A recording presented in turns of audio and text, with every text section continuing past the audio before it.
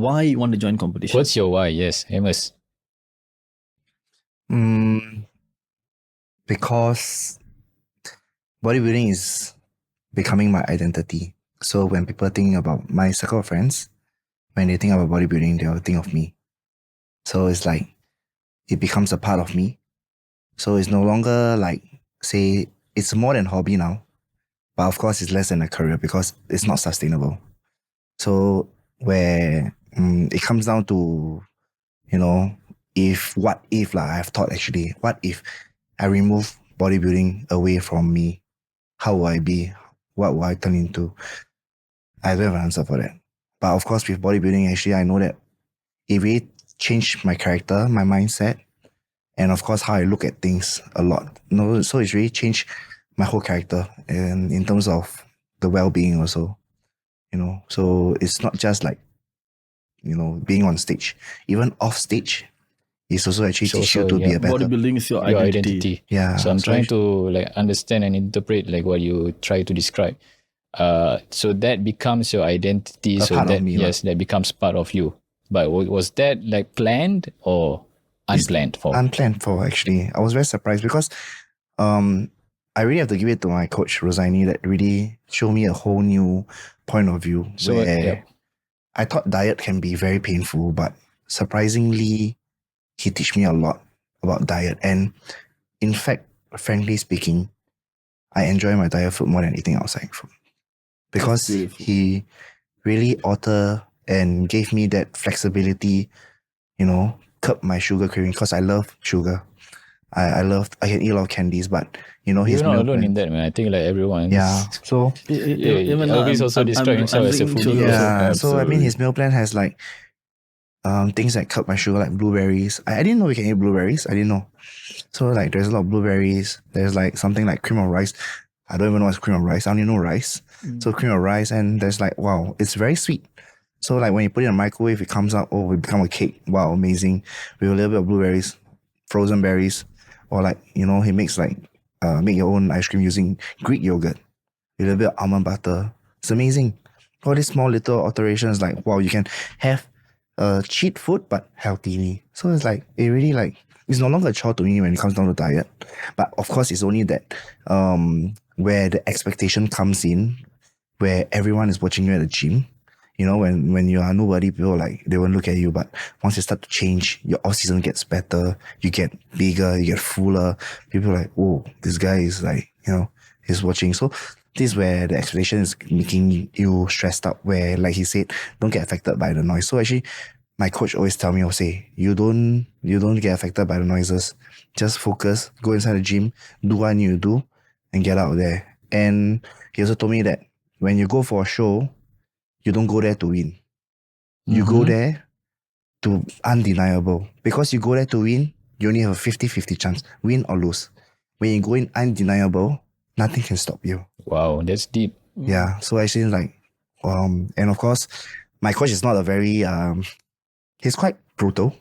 So that's why lucky his wife will give me that. Rosaini is a good coach. Yeah. We call him Boy. Shout out to him. Yeah. I must say, I know he coached a lot of people, even Zamir, right? People may not know, but when Zamir first started competing, Rosaini was his coach. Yeah, I know.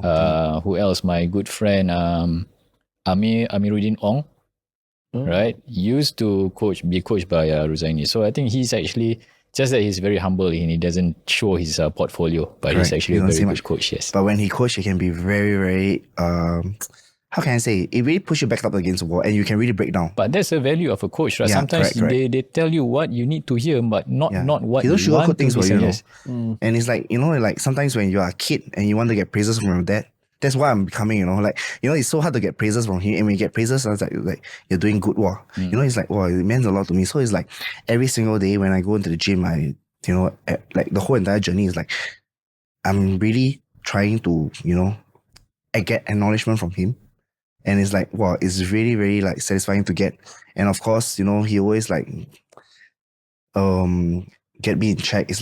It's a very good, how can I say, it's he's not doing he's not doing just like a coach lah. He's doing a very Mentor. good mentor figure. Is he's coach always are there. mentor figures actually. Yeah. So You know, it's like someone like a family member, you know, in the sense that the way he coaches, like there's a lot of physical touch, there's a lot of chat. Sometimes you know that I'm stressed with work and the progress not showing, he'll just drop me a call in the middle of the afternoon. Hey bro, let's have a chat now.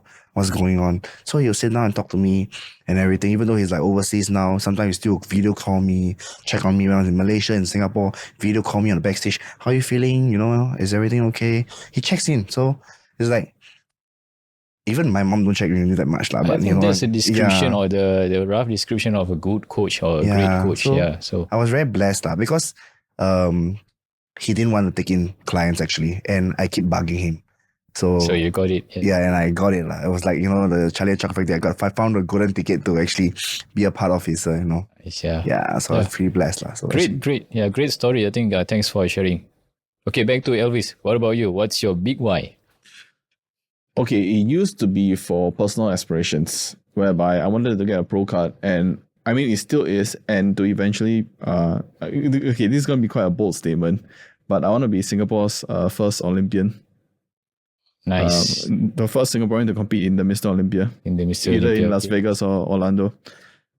Even though I'm not a pro yet, I believe I have the potential Which to get there. category do you see as a men's physique? Men's physique, definitely. I don't think I belong anywhere else. Men's physique speaks to me, in a sense. I mean, I do admire the physiques of classic, but if I'm being realistic with myself, men's physique speaks to me more. Okay.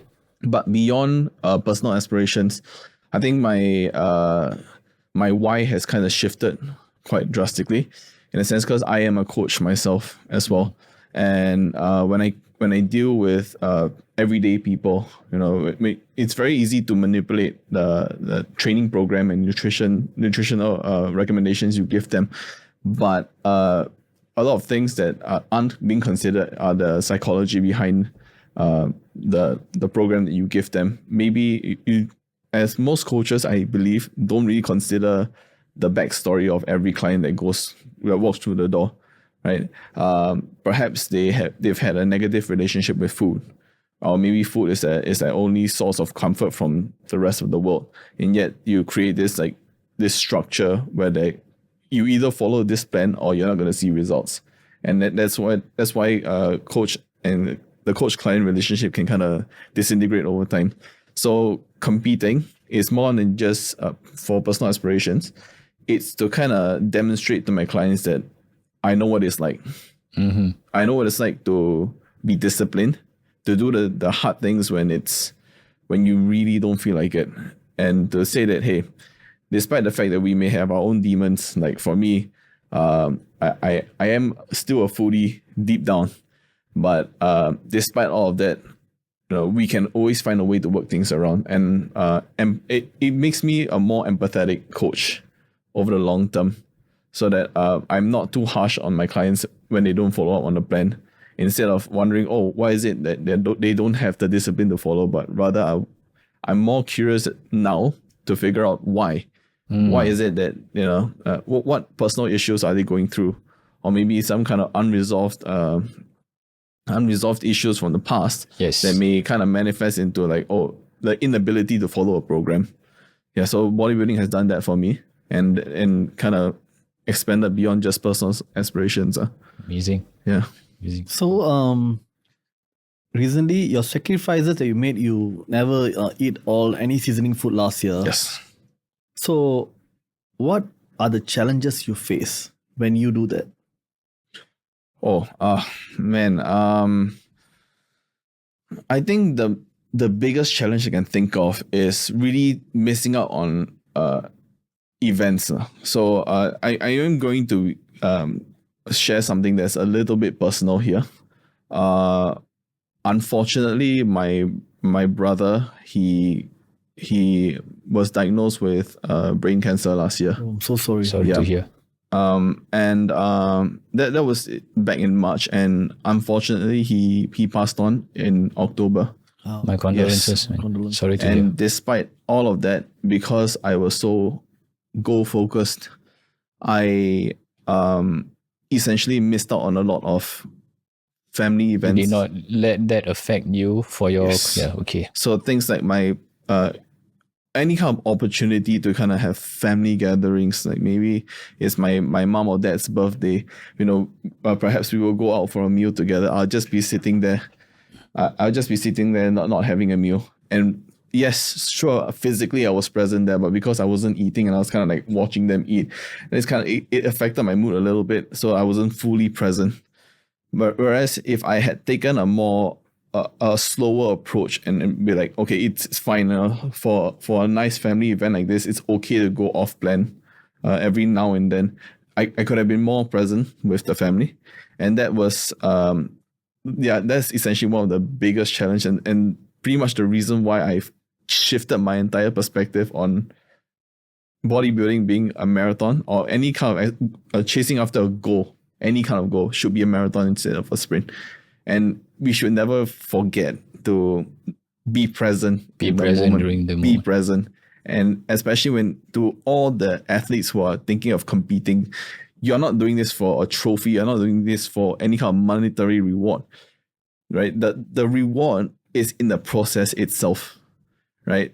The kind of character development, as most athletes say, but beyond that, it gives you a better appreciation for the people around you, the people who are actually supporting you at the back end, and especially because despite the fact that my brother was going through this ordeal himself, he was still at the back seat, like encouraging me along the way, telling me that he's proud of me and whatnot. And yeah, I mean, like, it was shortly before Dream Aesthetics that he passed on, but I've already signed up for the show. That's why I went to compete. But that was when I stepped onto stage, not to win, but to do it for him. To do it for him instead. I did it for him.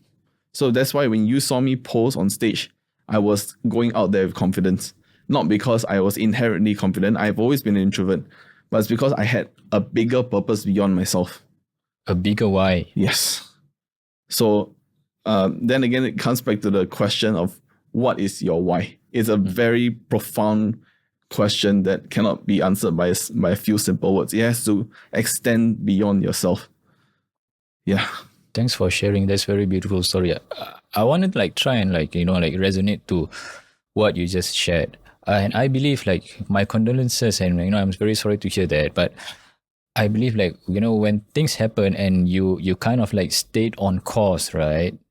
I believe also probably, I'm not very sure, but I won't be surprised, but there will be people along the way that did not understand, why you did what you did, why you still, kept your head on and did not show any emotions or any, right?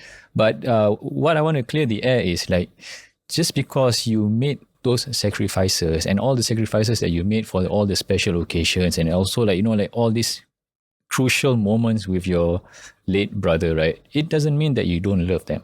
Yeah. Right? You do love them. You do love your family. You do love your loved ones. Yes. But you do it in your way.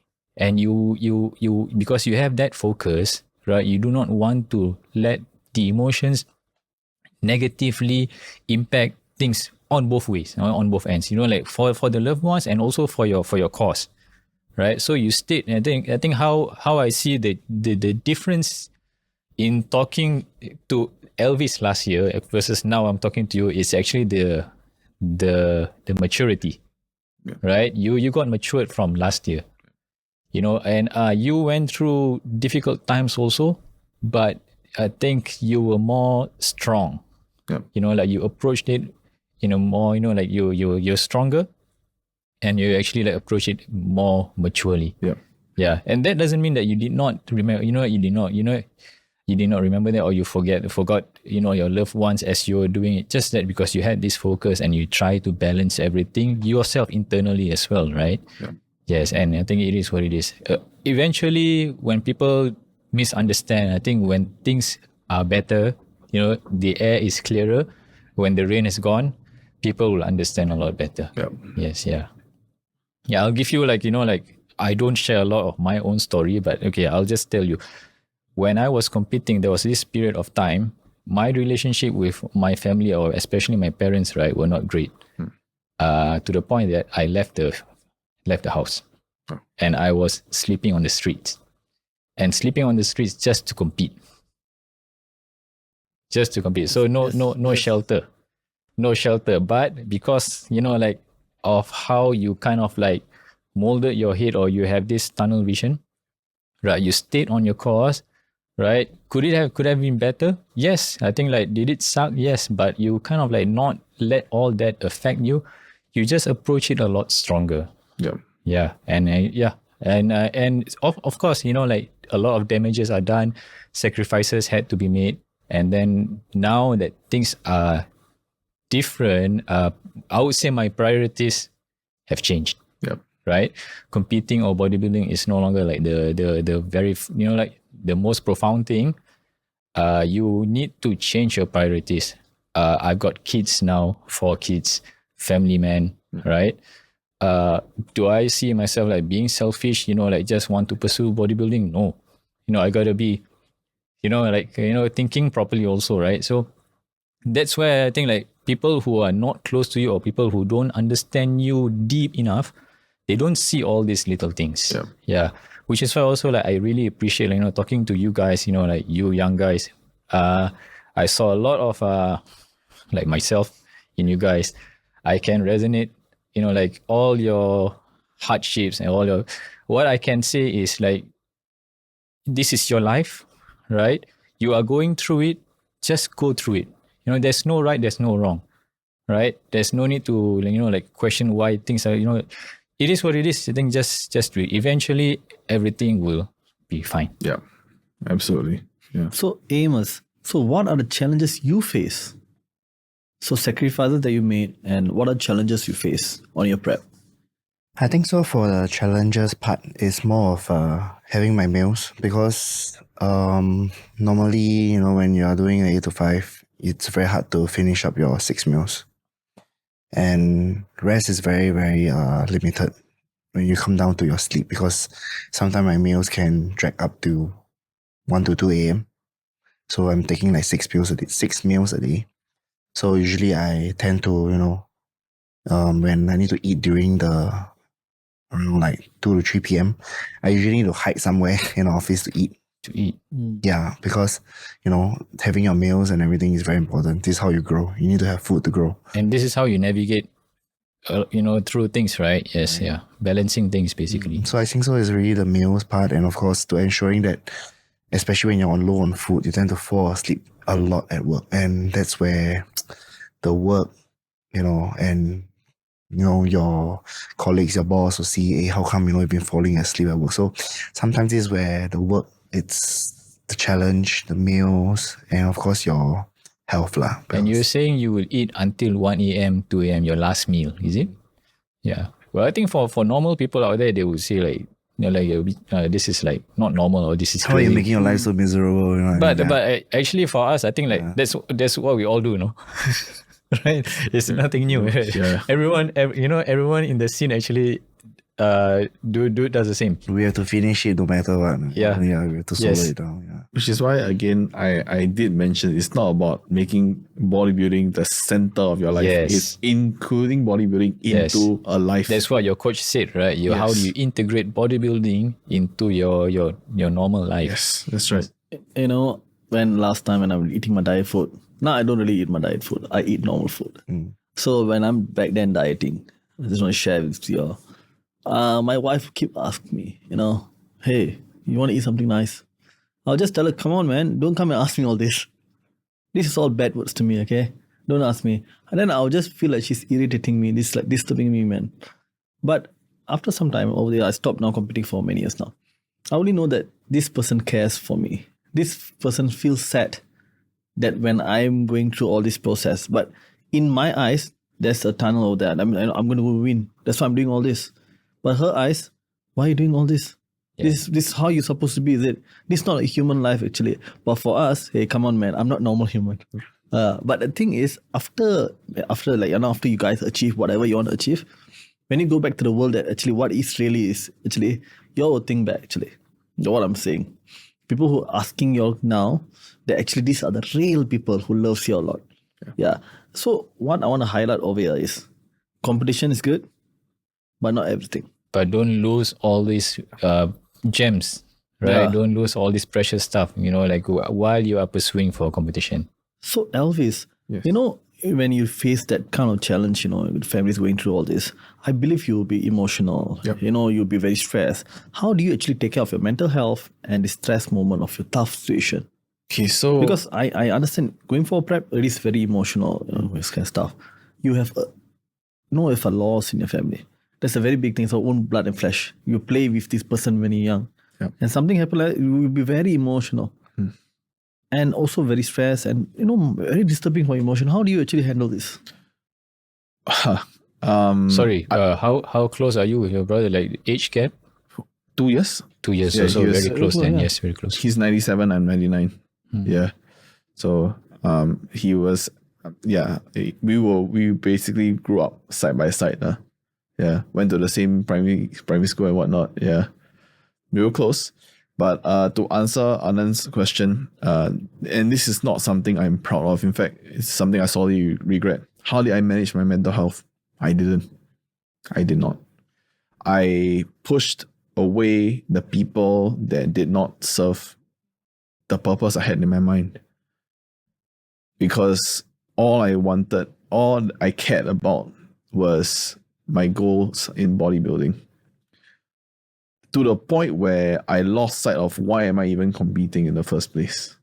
Like, all I had in my mind was I needed to be the best.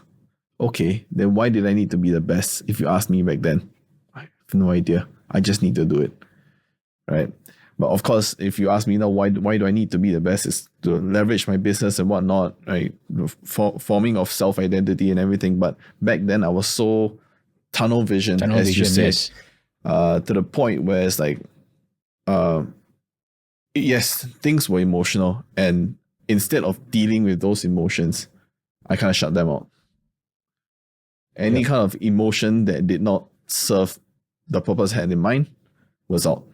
Understand. That's why I said I lost relationships throughout 2024. And it was essentially, I felt like my soul went through the death and the rebirth like a phoenix, in a sense. A bit cheesy, yes, but I really felt like 2024 was the most transformative year for me, because it was the year I finally learned that you cannot be so absorbed into one specific goal that you forsake everybody else. And of course, mental and emotional health, as well as the companionship in your life, are all basically the cornerstone of what will bring you up to the next level. So in the sense of being a competitive bodybuilder, which I still am and will continue to be until maybe I'm like 30 or so, but I kind of realized that now you need to take care of the other aspects of your life first. And when those aspects are healthy, Yes. then you as a bodybuilder would be less stressed overall, and pragmatically speaking, your physique will follow. Because you now instead of wondering why the world isn't revolving around you, why is it you don't understand? Why is it you're not giving me time to train? Why is it you're not letting me have my prep food? Instead, you're kind of flip the switch and you're like, how can I offer my services to my loved ones? Yes. Then as a secondary consideration, then you're like, okay, once I fulfilled the needs of my loved ones, how then do I include bodybuilding into it? Yeah. So the mistake I made was to completely just banish So before everything. else don't matter. Yes. Bodybuilding first. I right? was, in a sense, obsessed. Yeah, bodybuilding only. Yes. Which I think, a lot of people are like that. Yeah. Right, because like how the sport is designed, how it is curated. So like having this tunnel vision, a lot of people actually got into that. So I think it's nothing new. I think when you say like people like that, I think people can resonate to it. But that's also where people make the mistakes. Like having that one, everything else they lose. Right, that's what Anand said. Like you win one, you lose 5. Yes. Right, is it worth it? Is it like worth the win, or you want to lose one but you win all the other 5? You win. So the reason why I telling my story, although some veteran athletes can resonate with me, is because I'm really speaking to those who are entering the sport. Yes, Yes. exactly. Yes, For that's a the whole. long period of time, athletes cannot understand, they cannot comprehend the fact that, we need to keep our relationships in our lives. Yes, it's important. Right. It's so easy to just say this. Maybe a younger athlete is listening to me right now. They're like, oh, okay, relationships and whatnot. But they will forget about it Yep. until it's too late.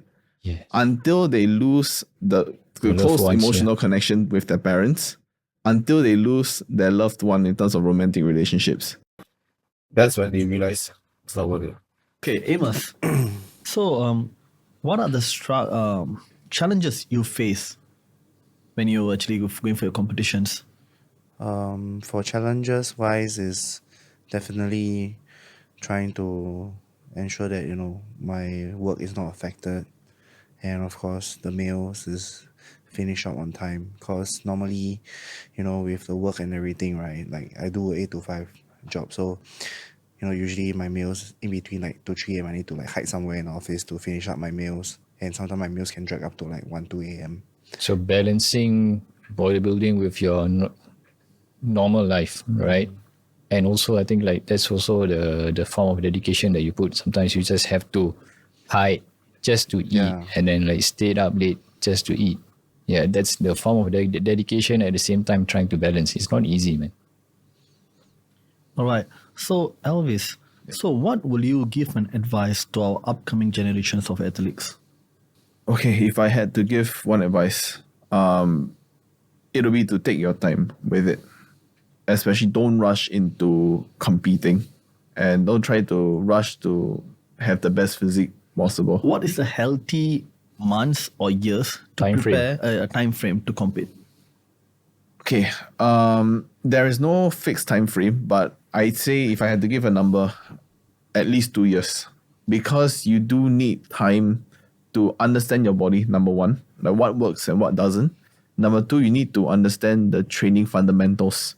How do you execute without injuring yourself, right? Instead of moving weights, like just moving weight for the sake of it, how do you connect? How do you truly connect and get your muscles to work the way you want them to? And there needs to be some sort of a structure in place.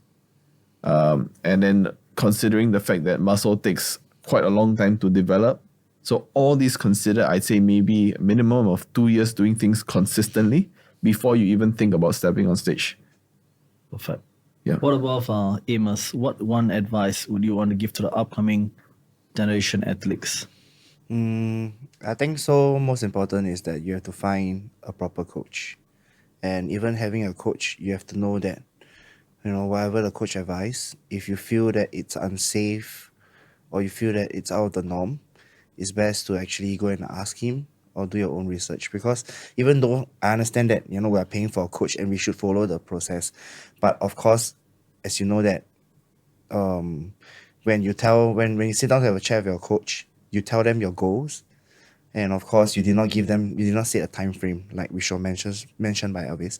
So there's no time frame. Of course, being a coach, if I was a coach, I will be that I want to help you to achieve your goal as soon as possible in a shortest amount of time frame, which in that process you will compromise your health and many factors along the way. So I believe that really have to be very patient, and of course there's no shortcuts lah. And even if let's say there is like a supplement that can help you to cut down the process, but in return deterring your health, I don't think so it's worth it. So I believe that it's best to actually take it slow, and of course do it within your body means. Perfect. And how do you normally choose your competition, Elvis? I would choose a show based on my phasing system for my with my coach. So we will run an off season to make sure that there's enough growth there. Maybe doing a mini cut to kind of ensure that we resensitize the body to insulin and whatnot. Then we make sure that the body is developed enough, health metrics are in place. Only then do we choose a show.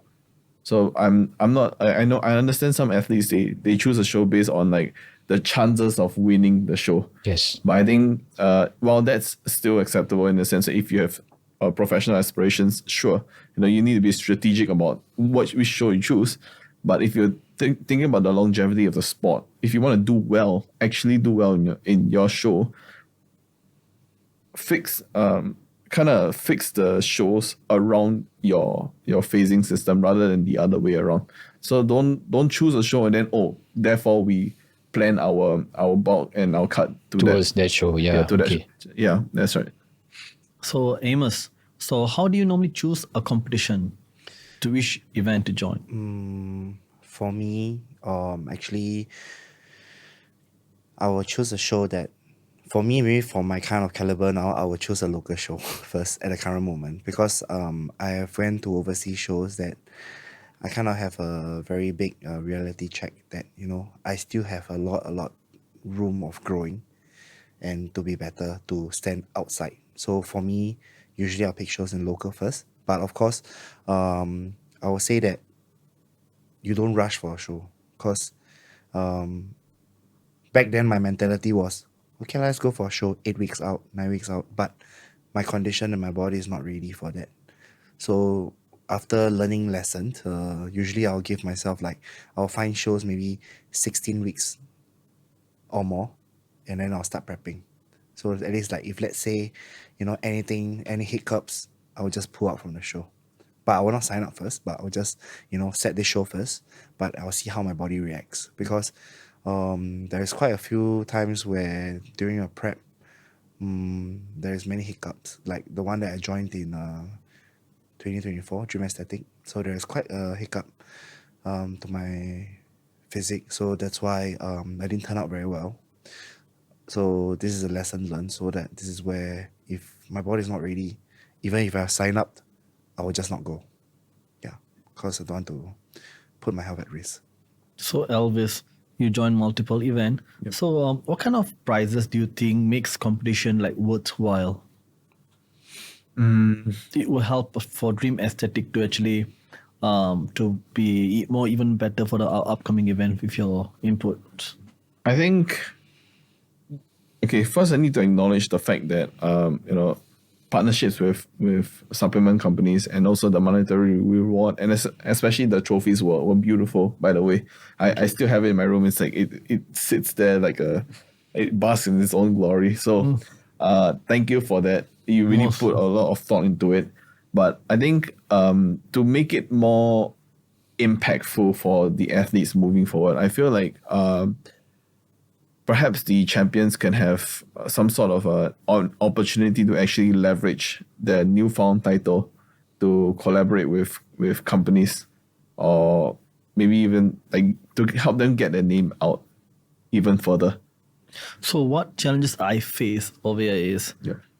I'm ready to give, but sometimes not all the Not athletes. everyone's ready to take. Yeah. Exactly. That's the issue as well. So Yeah. in the form of Back then, I was very hungry. Who going to choose me when I'm a champion? Yeah. But nowadays, this different. They are choosing whether want to go or not. So in kind of situation, it's like people are here to help, but they're not taking it. yeah. Yeah. But of course, I hear you. I'm trying my best to do everything for you all. I think all we can do now is provide the opportunities for them. We cannot control whether they will take Yes. these Yeah. opportunities or not. But I think as long as, because I see the purpose of Dream Aesthetics, what you're trying to do here, I think it's quite commendable. But that being said, we cannot be too caught up in whether the athletes are receiving it or not. Yeah, because that's something we cannot control Exactly, anymore. yeah. So we only provide a platform for them to kind of elevate themselves. And what they do with it is their own prerogative. Yeah. Yeah. So you had this conversation, right? Yeah, so even me and Ahmad was having this conversation. I as an organizer, sometimes I would taken aback. I was just thinking I'm doing everything. There's multiple sleepless night to make this event not for me. I'm just telling Dream Aesthetic is not for me actually. I'm doing this passionately, the vision of mine back then for you all now. So whatever I never get, I'm giving back to the athletes, because in Singapore, we are holding the most prestigiable statue trophy, People's Champion belt, and a proper medal. No one actually bring all this. Why? Because I feel my athletes trained for so many months and years, and so much of sacrifices you make, not to just hold one plastic thing and saying that's a glory over there. So when you hold, you make sure you feel appreciated by the organizer. But the thing is, not I personally feel not everyone is recognizing it. Yeah. But when I talked to Ahmad about this, he gave me a very, very beautiful advice actually. My job's to make my aquarium beautiful. If my fish alive or not alive, I can't do anything about it. I just can take and just leave it and continue with the new fishes. Yeah.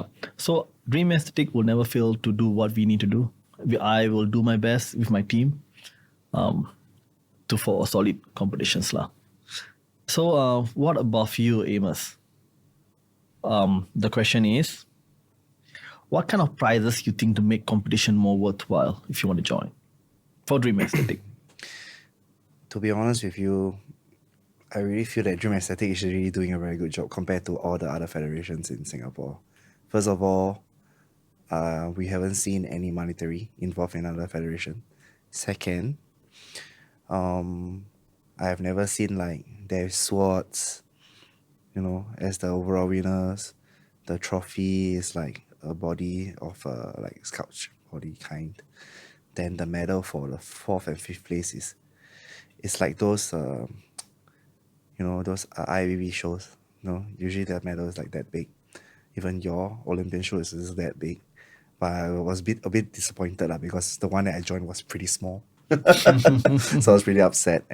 But it's okay. I mean, I'll work harder to be in the bigger one next time. So, but it was really a very good job. Right? So for me, I feel that it's very difficult to actually satisfy everyone, frankly speaking, on your point of view. So, like what Ahmad said, that you have this aquarium, you only can keep certain fish. Not every fish will enjoy swimming in that tank.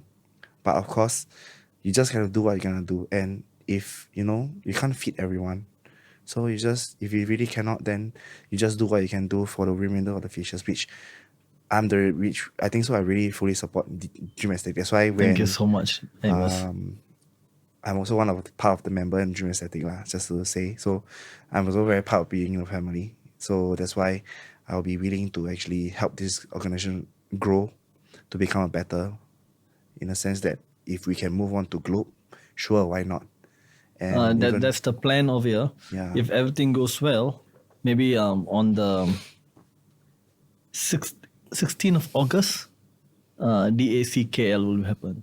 I mean, it's not confirmed yet. I'm still doing all my work. So if everything goes well, DAC will be at KL. The idea is not to bring my athletes to go there. I want the athletes to come here. I want Dream Aesthetic Olympian will be a hub. So I want my athletes stay here like a king. Let other athletes to come here and compete with you all, because it's not easy to travel and compete, I know. But also my athletes must know this. You must be strong. If I'm going to bring other athletes from worldwide to compete in Singapore internationally, our athletes must be strong to compete against them.